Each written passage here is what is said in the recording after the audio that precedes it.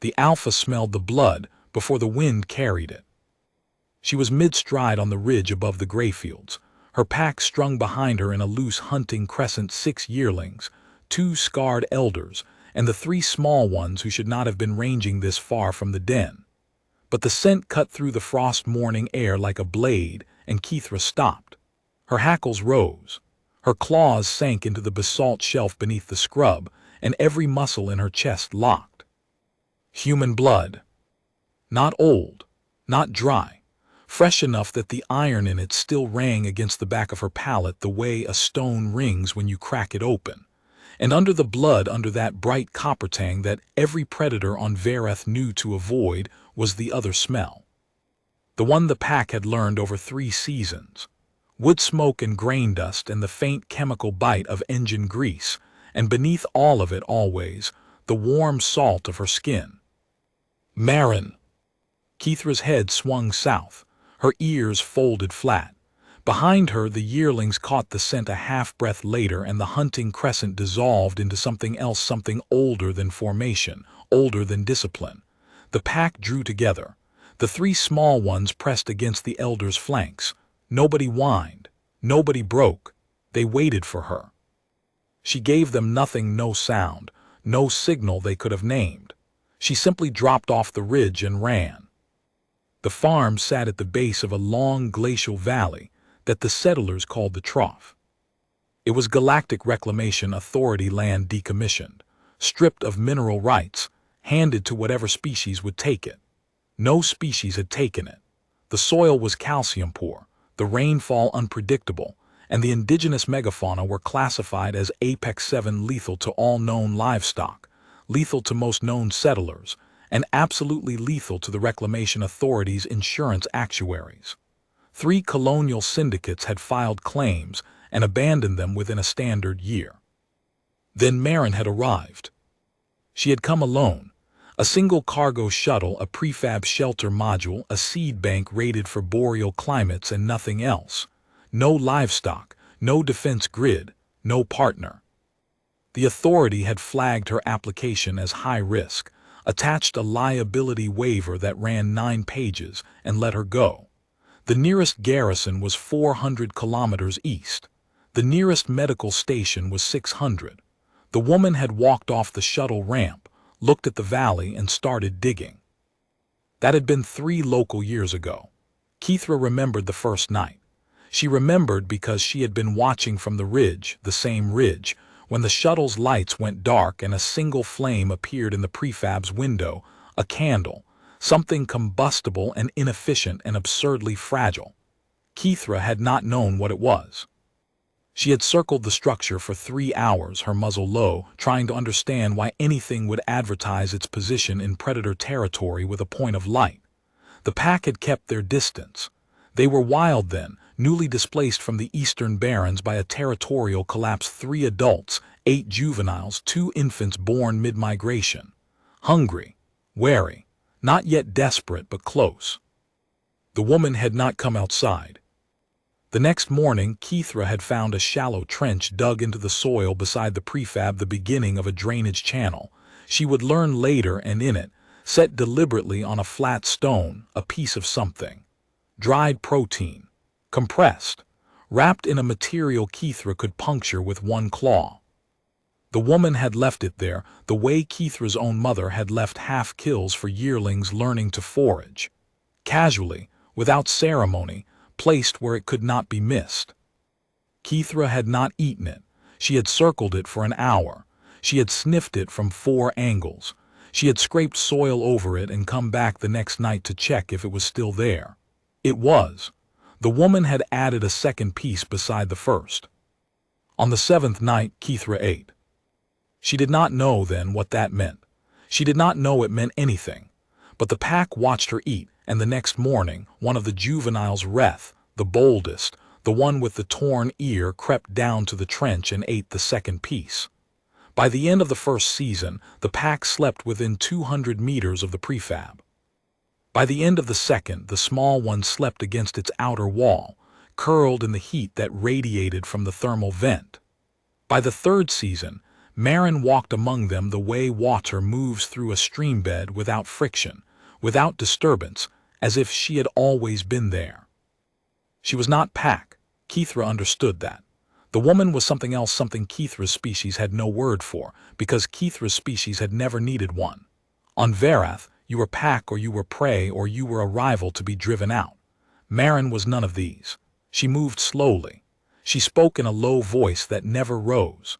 She touched the small ones with the backs of her fingers gently, along the ridge of fur behind their ears, and they leaned into it the way they leaned into Kithra's own flank. She smelled wrong, too little musk, too much of that chemical and grain smell, but she smelled consistent, which was more important. A thing that smells the same every day is a thing that is not lying. Kithra had never decided to trust her.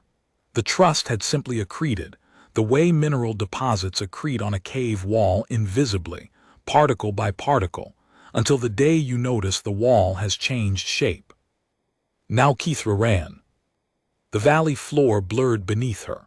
Scrub and shale and the long gray-green stalks of the grain Marin had coaxed from this impossible soil, bending under a wind that smelled like frost and iron. The pack ran behind her, not the hunting crescent now, not the ranging formation, but the tight wedge they used when something was wrong. When something had to be answered, the yearlings kept pace.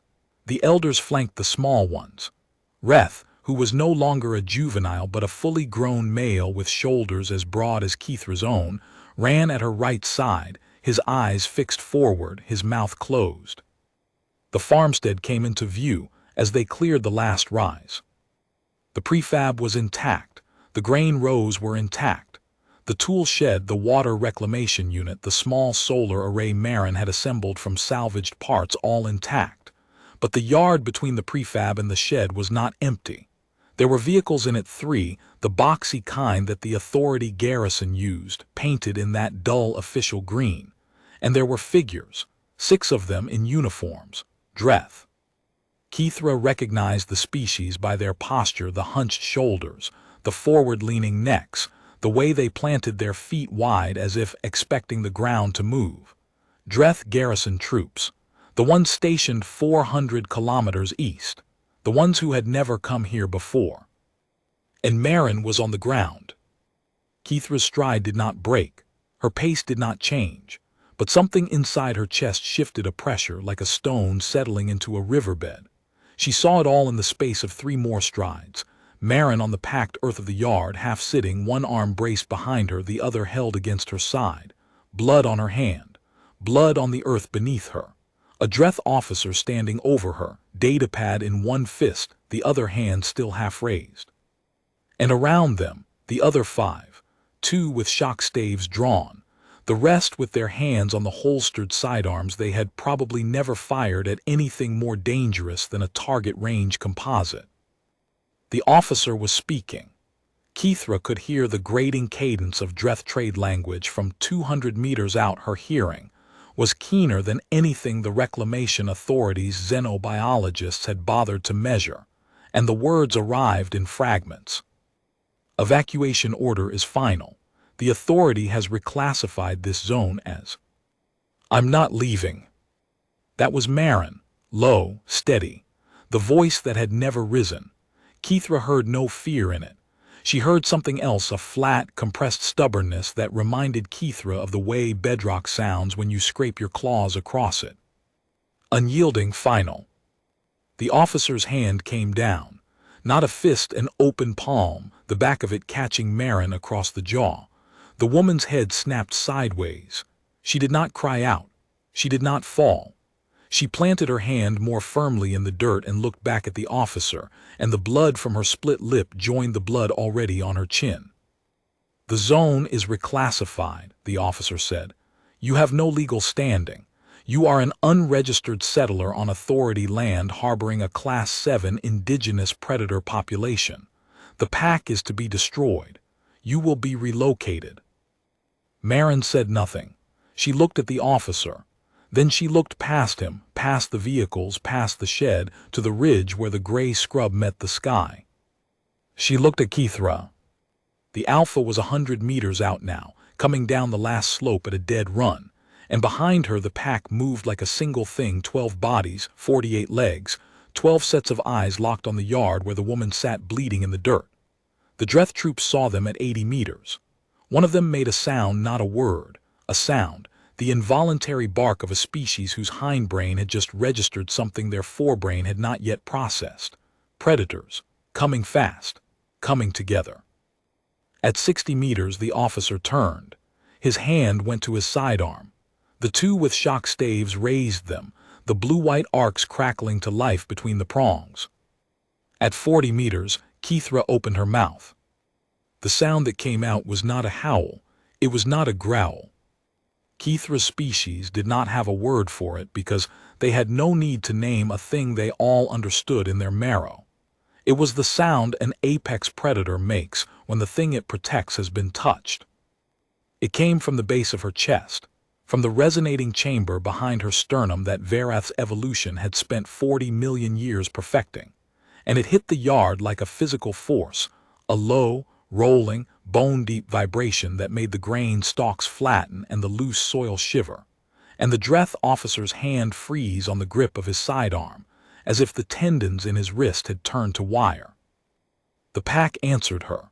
Not in unison, they were not trained, they were not soldiers, they were wild, but in a staggered cascade that was somehow worse.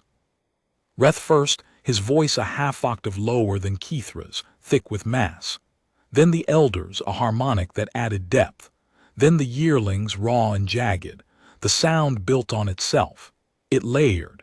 It filled the valley the way water fills a basin, rising, finding every corner, pressing against every surface until there was nowhere left for it to go.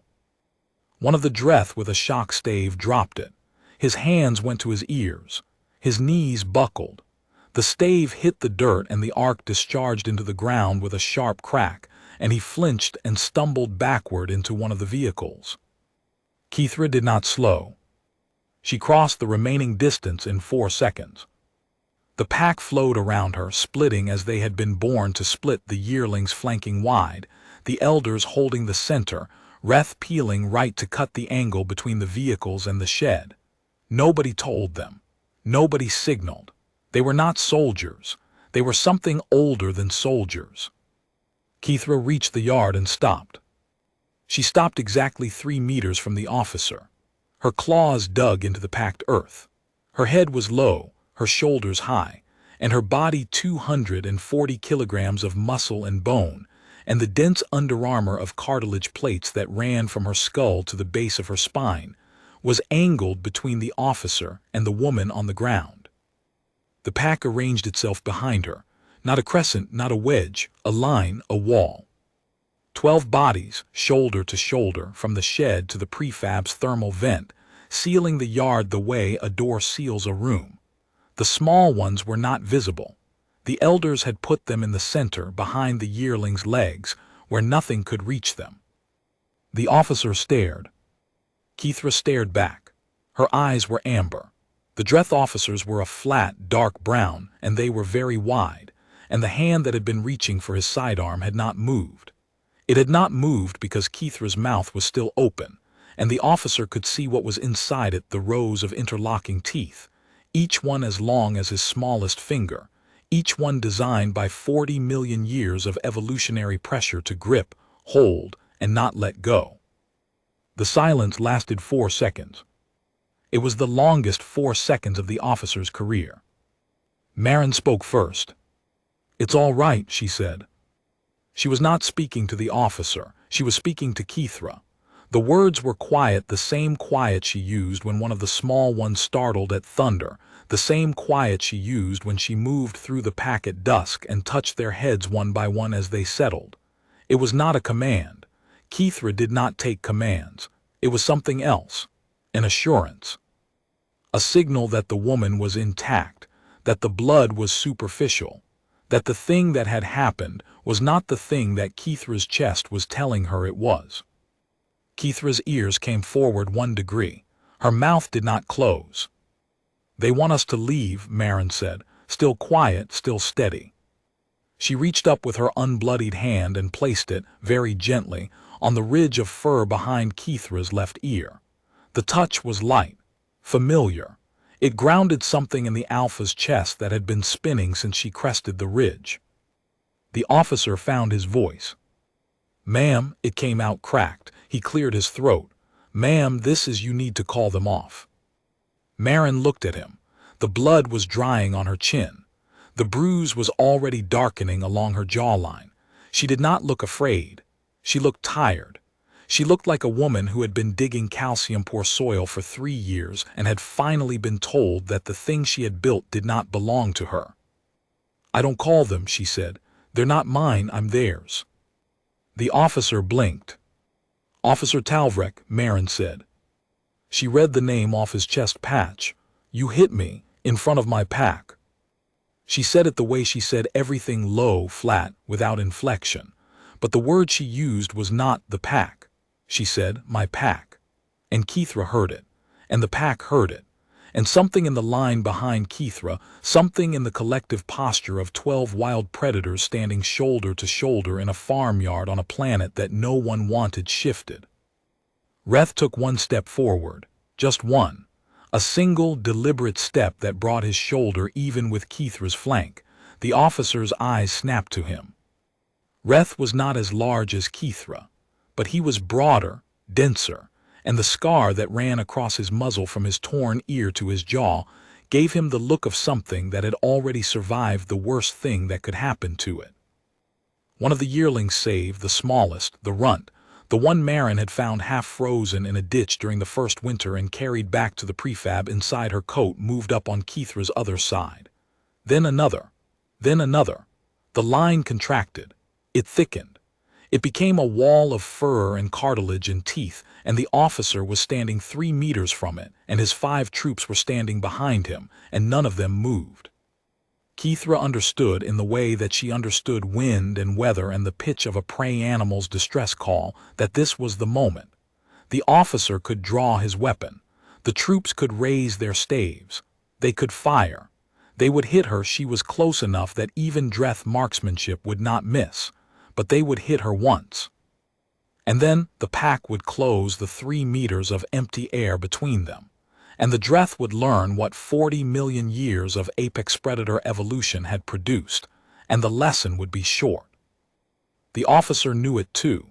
She could see it in the way his pupils had dilated, in the way his nostrils flared, in the micro-tremor that ran through the hand still frozen on his sidearm. His hindbrain was screaming at him. His forebrain was trying to calculate odds. The gap between the two was the gap between survival and pride, and Kithra watched him navigate it the way she watched prey navigate a ravine, with clinical, patient attention. He let go of the sidearm. His hand came away from the holster slowly, deliberately, and he held it out at his side, palm open, fingers spread. A Dreth submission gesture. Kithra did not know Dreth body language, but she knew submission when she saw it. Every predator did. We'll file for a review," the officer said. His voice was thin. "The reclassification can be appealed. There's a process." Marin said nothing. Her hand was still on Kithra's ear. "The pack won't be destroyed," the officer said. It came out fast, as if he needed to say it before the words backed up in his throat. I'll note that the indigenous population is cohabiting with a registered settler. There's a cohabitation exception. Section 14. It hasn't been used, but it's in the code." Marin looked at him for a long time. The blood had dried on her chin. Her jaw was swelling. Her eyes were the color of the grain. She grew pale, steady, unremarkable. "You hit me," she said again. The officer's mouth opened, closed, opened again. That was. You hit me in front of 12 wild apex predators who sleep against my wall." The officer's gaze moved across the line behind Kithra. 12 faces, 12 sets of eyes, 24 ears, all forward, all fixed. The small ones were invisible behind the yearling's legs, but the officer did not know that. For all he knew, every one of the 12 was a full-grown adult, and every one of them was 3 meters from his throat. "That was an error in judgment," the officer said. Marin nodded once, slowly. Go home, Officer Talvrek. The Dreth did not argue. They did not confer. They did not follow procedure or file reports or consult the chain of command. They walked backward to their vehicles, all 6 of them, not one turning away from the line of predators in the yard, and they climbed in, and the engines spooled, and the vehicles lifted and swung east, toward the garrison, 400 kilometers away. Keithra watched them go. She watched until the engine noise faded beneath the wind. She watched until the dust they kicked up settled back into the grain rows. She watched until the valley was empty again, just the farm, the prefab, the shed, the solar array, and the woman sitting in the dirt with blood drying on her chin. Then she lay down. She lay down right there in the yard on the packed earth where the officer had stood. She folded her front legs beneath her and settled her weight, and her head came down until her muzzle rested on the ground 6 inches from Marin's knee. The tension in her chest released not all at once, not like a dam breaking, but slowly, the way heat leaves a stone after sunset, particle by particle. Reth lay down beside her, then Save. Then the elders, then the yearlings, and finally the small ones crept out from behind the wall of bodies and wriggled into the spaces between, pressing their faces against Keithra's flank, against Marin's leg, against each other. The pack settled. It spread across the yard like a tide finding its level. Marin's hand moved from Keithra's ear to the top of her skull.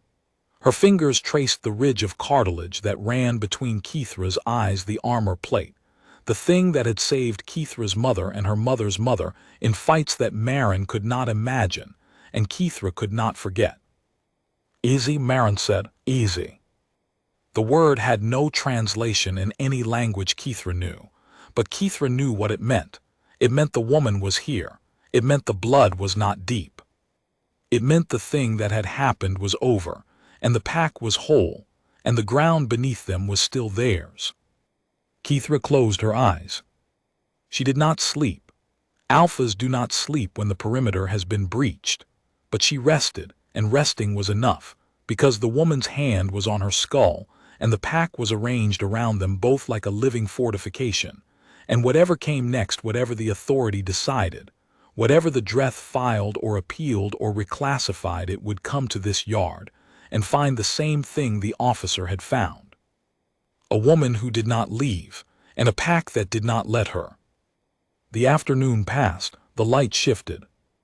The frost burned off the grain rows, and the stalks straightened, and the valley filled with the sound of wind moving through something alive. Marin did not get up. Keithra did not move. The pack breathed as one, a rhythm that had no name, that had never needed one, that was simply the sound of 12 bodies and one human resting in the same dirt on the same world under the same sky. When the sun crossed the meridian, Marin spoke again. Not to Keithra, not to anyone. She spoke the way she sometimes spoke when she was alone in the grain rows, her hands in the soil, her voice so low that only Keithra's ears could catch it. "They'll come back," she said. "You know that." Keithra's ear swiveled. She did not open her eyes. "More of them next time. With bigger vehicles and more paperwork, and probably someone from the regional office who's never set foot on unimproved land." Marin's fingers found the spot behind Keithra's ear again, the place where the fur was thinnest, where the skin was warm, where the alpha's pulse beat close to the surface. "And you'll be here," Marin said. It was not a question. Keithra did not answer it. Answers were for things that needed deciding. This did not need deciding. It had been decided 3 years ago, on a night when a woman lit a candle in predator territory and an alpha circled her shelter for 3 hours trying to understand why. It had been decided the morning Keithra ate from the trench. It had been decided the winter Marin carried Save inside her coat, and the pack watched from the ridge and did not take him back because the woman's hands were warm and the ditch was not. It had been decided in increments so small that neither of them had noticed until the decision was already made. The authority sent the review team 19 days later. Keithra smelled them from the ridge, different vehicles, different species this time, two Dreth and a Caliph administrator with the particular scent of bureaucratic anxiety that Kithra had come to associate with things that arrived in official transports. 3 of them. No weapons visible. No shock staves. They landed in the yard, the same packed earth. The pack was already there. Not because Marin had called them. Not because Kithra had signaled them. Because the pack slept in the yard now. They had moved their resting ground from the ridge to the farmstead over the course of 3 seasons, drawn by heat and consistency, and the woman who touched their heads at dusk. And now the yard was theirs the way the ridge had once been theirs, by occupation, by presence, by the simple fact that they were there and they did not leave. The Caliph administrator stepped off the transport and stopped. She was a tall species, 2.5 meters, slender, with the elongated limbs and the large, light-gathering eyes that marked her as an arboreal evolutionary lineage. She looked at the yard. She looked at the pack. She counted. Then she looked at Marin, who was standing by the prefab with a cup of something hot in her hand, and a bruise on her jaw that had faded to yellow-green. "You're the settler," the administrator said. "I'm the settler. And these are. They live here." The administrator's eyes moved across the yard again. Kithra was lying in the center, her head up, her eyes open. Reth was 3 meters to her left, cleaning his forepaw with a methodical attention that was either genuine grooming or a very effective display of unconcern. Save was pressed against the prefab's thermal vent, asleep. The yearlings were scattered in the grain rows, visible as dark shapes among the stalks. The elders were on the shed roof. They had discovered that the roof's solar panels retained warmth well into the evening, and they had claimed it with the unilateral decisiveness that elders brought to questions of comfort. The 3 small ones were at Marin's feet. The administrator stared at them. One of the small ones, the smallest, the female with the dark markings across her snout, was leaning against Marin's boot, her eyes closed, her body rising and falling with the slow rhythm of deep sleep. The other 2 were wrestling with a length of rope that Marin had tied to the prefab's porch rail, wrestling with it the way cubs wrestle, which is to say with tremendous seriousness, significant violence, and absolute trust that the rope would not fight back. "Ma'am," the administrator said. She had the voice of someone whose training had not prepared her for what she was seeing. "These are Varathi Ridge wolves. They are classified as Apex 7. The file says they have been responsible for the destruction of 3 colonial operations on this continent." "The file's wrong," Marin said. She sipped her cup. "They didn't destroy anything. The colonies left. That's different. The distinction is. The distinction is everything." Marin set the cup down on the porch rail. She crouched. The small one at her feet stirred, opened one eye, and pressed closer. Marin's hand found the ridge behind the cub's ear, the same spot, the same touch, the same gesture she had used on Kithra 1,000 times. The cub's tail moved once, twice. "Officer Talvrek's report says you claimed these animals are that you belong to them." "I said I'm theirs. That's what I said." The administrator looked at Kithra. Kithra looked back. Her amber eyes were steady, and her body was still, and the administrator was 2.5 meters tall and had spent her career behind desks on temperate worlds, and she understood in her marrow in the place below language, below policy, below the reclamation authority's 9-page liability waiver that the thing looking at her from the center of the yard was not a threat, was not a pet, was not livestock, and was not manageable. It was an apex predator that had chosen where to sleep and whom to protect, and it had made that choice with the kind of finality that does not allow for appeal. Section 14, the administrator said quietly, the cohabitation exception. Marin nodded. It requires a behavioral assessment, a xenobiological survey, a risk matrix. It could take 6 standard months, Marin said. I read the code, I'll be here.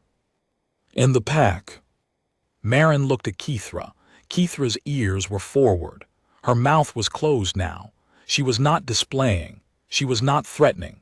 She was simply present the way the ground is present, the way the wind is present, the way a thing that is not going to move is present. "They'll be here," Marin said. The administrator stayed for 4 hours. She walked the perimeter with Marin. She documented the grain rows, the water reclamation unit, the solar array. She noted the pack's resting positions, their movement patterns, the way the yearlings parted to let Marin pass and closed behind her like a current resealing around a stone.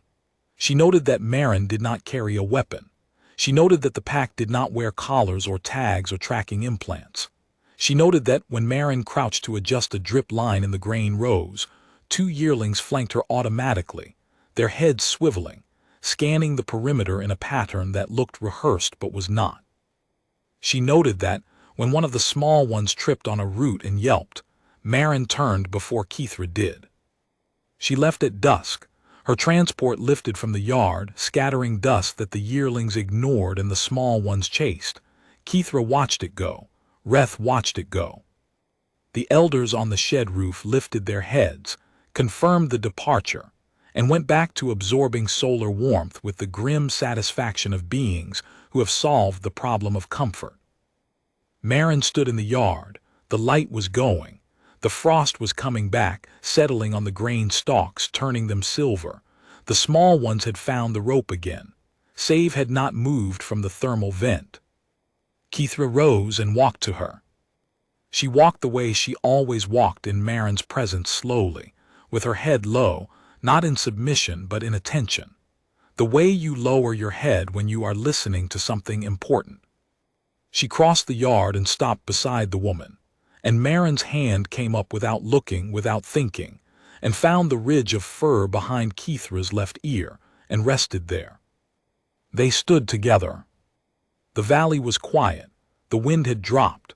The grain rows were motionless, silver with frost, and beyond them the ridge where Kithra had first smelled the blood was a dark line against a darkening sky.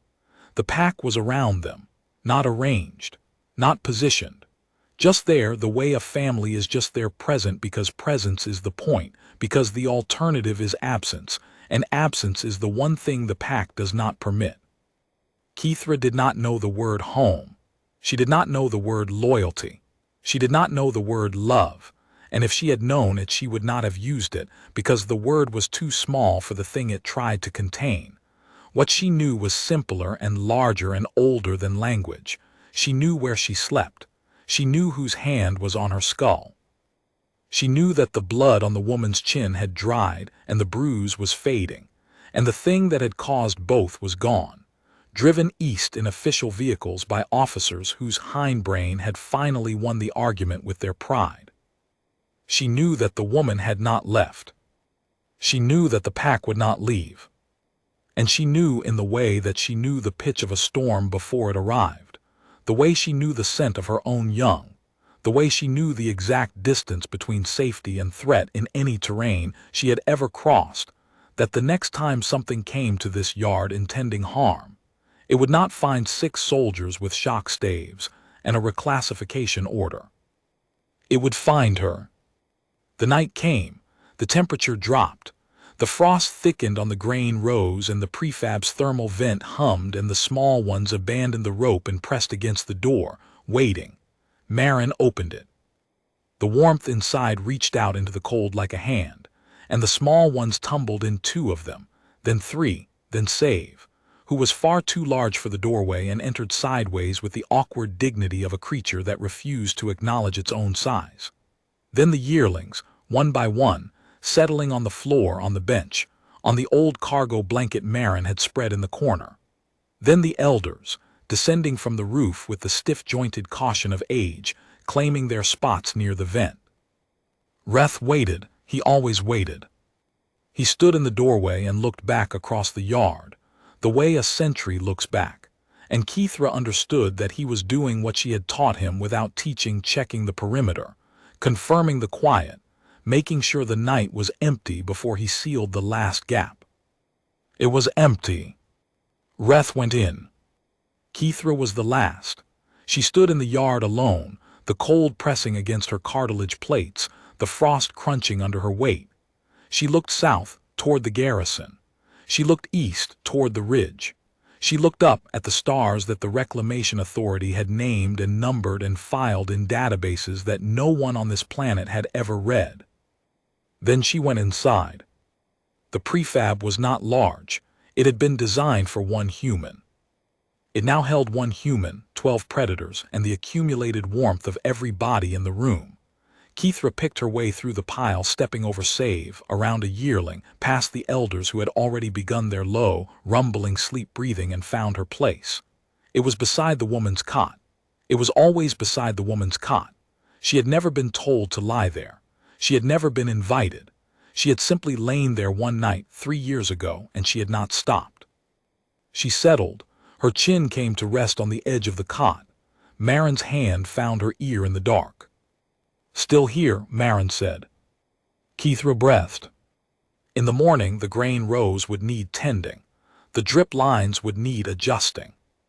The water reclamation unit had been making a sound that Marin did not like, and she would spend an hour with her head inside its access panel, her hands black with sealant, muttering words that Keithra could not parse, but understood by tone, the tone of a person solving a problem, not defeated by it. The pack would range. The yearlings would hunt. The small ones would play in the grain rows and startle the ground birds and come back muddy and proud and demand to be acknowledged for their kills. Reth would patrol the perimeter. The elders would claim the shed roof. And Keithra would be on the ridge. Not watching, not guarding, not performing a function she could name or an order she had been given. She would be on the ridge because the ridge overlooked the valley, and the valley held the farm, and the farm held the woman. And the woman was the center around which the pack had organized itself without discussion, without negotiation, without any moment of decision that either party could point to and say, "This is when it happened." It had happened in increments, in pieces of dried protein left on flat stones, in candles lit in predator territory, in a runt carried home inside a coat, in a hand on a ridge of fur, in the low, steady voice that never rose and never needed to because the thing it said was always the same thing, said 100 different ways. "I am here, you are here, that is enough." The authorities' review would take 6 standard months. The behavioral assessment team would arrive in 32 days. They would bring monitoring equipment and observation drones and a xenobiologist from the central campus who had published 14 papers on apex predator social dynamics and had never once seen what she would see in this yard on this planet on this continent that no one wanted. She would see a woman crouching in a grain row, adjusting a drip line, while 2 yearling predators flanked her with their heads on swivels.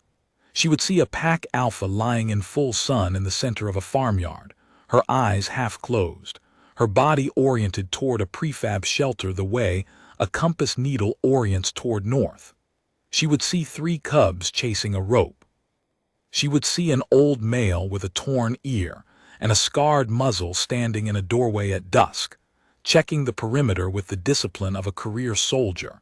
And she would note in her report that the behavior was not trained, was not conditioned, was not the product of any protocol in the Reclamation Authority's behavioral modification library. She would write, "The bond appears to be voluntary, mutual, and self-sustaining. The human has made no effort to domesticate, train, or modify the pack's behavior. The pack has made no effort to harm, dominate, or displace the human. They cohabitate." She would pause over the word, she would delete it, she would try coexist. She would delete that too. In the end, she would write, "They are a pack." And the Section 14 exception would be granted. And the farm would remain. And the woman would remain. And the pack would remain, on this planet, in this valley, on this land that the Galactic Reclamation Authority had classified as uninhabitable, and 3 colonial syndicates had abandoned, and 1 human had walked onto with a seed bank and a candle and nothing else. But that was later. That was 32 days and 6 months, and a stack of reports and a xenobiologist's quiet astonishment away. For now it was night. The prefab was warm, the pack was inside. The woman's hand was on the alpha's ear, and the alpha's chin was on the edge of the cot, and the small ones were asleep in a pile of fur and warmth, and the kind of trust that comes from never having known a reason not to trust. Keithra breathed. The woman breathed. The pack breathed. Outside, the frost settled on the grain rows, and the ridge stood black against the stars, and the valley held its silence the way a cupped hand holds water carefully, completely, because the thing it held was precious and fragile and absolutely, ferociously worth keeping.